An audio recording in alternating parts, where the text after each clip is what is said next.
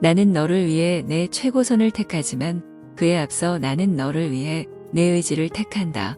나는 언제나 너와 함께 있다. 시간의 마지막 순간까지도.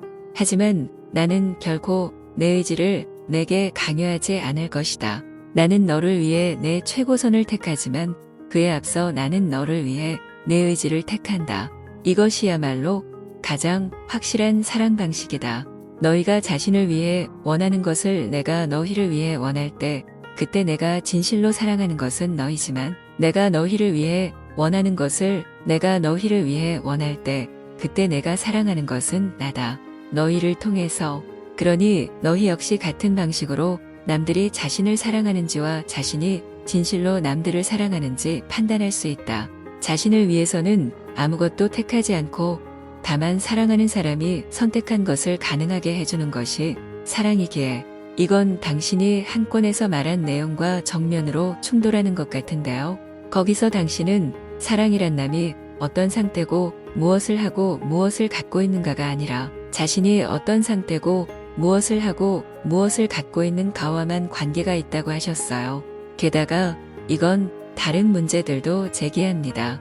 예를 들면 애한테 차도에서 나와 라고 고함 지르는 부모의 경우요.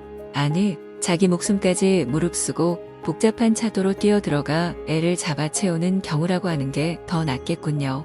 이런 부모라면 어느 쪽입니까? 이 엄마는 자기 애를 사랑하지 않는 겁니까? 어쨌든 그녀는 자기 의지를 애한테 강요했으니까요. 아이가 차도에 있었던 건 아이 자신이 그걸 원했기 때문임을 잊지 마십시오. 이런 모순들을 어떻게 설명하시겠습니까?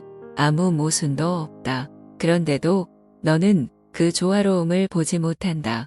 이 신성한 사랑의 교리를 이해하려면 먼저 너는 나를 위한 내 최고 선택과 너희를 위한 너희의 최고 선택이 같다는 걸 이해해야 한다. 그것은 너희와 내가 하나이기 때문이다. 보다시피 그 신성한 교리는 동시에 신성한 이분법이기도 하다. 그것은 삶 자체가 이분법, 즉 확연히 모순되는 두 진리가 같은 공간에 동시에 존재할 수 있는 체험이기 때문이다.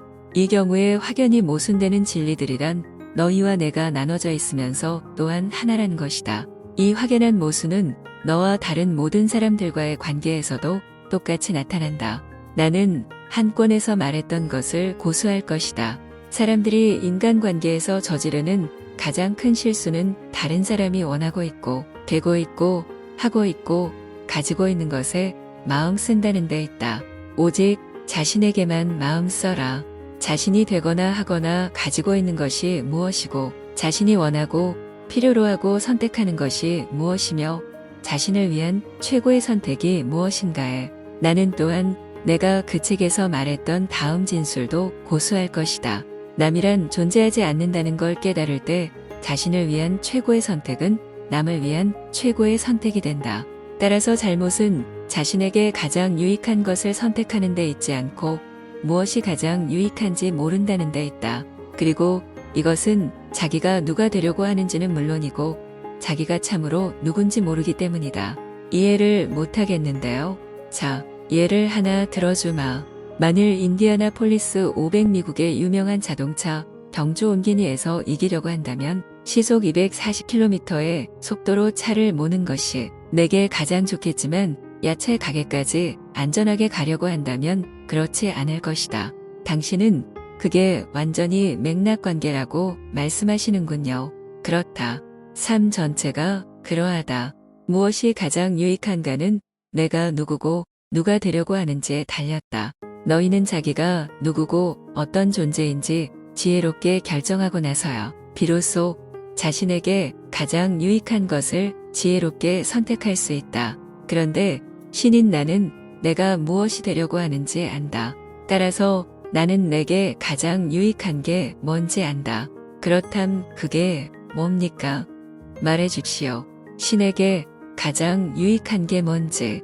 무척 흥미롭군요. 내게 가장 유익한 것은 너희가 자신에게 가장 유익하겠다고 결정하는 것을 너희에게 주는 것이다. 왜냐하면 나는 표현된 나 자신이 되고자 하기 때문이다. 그리고 나는 너희를 통해서 이렇게 되고 있다.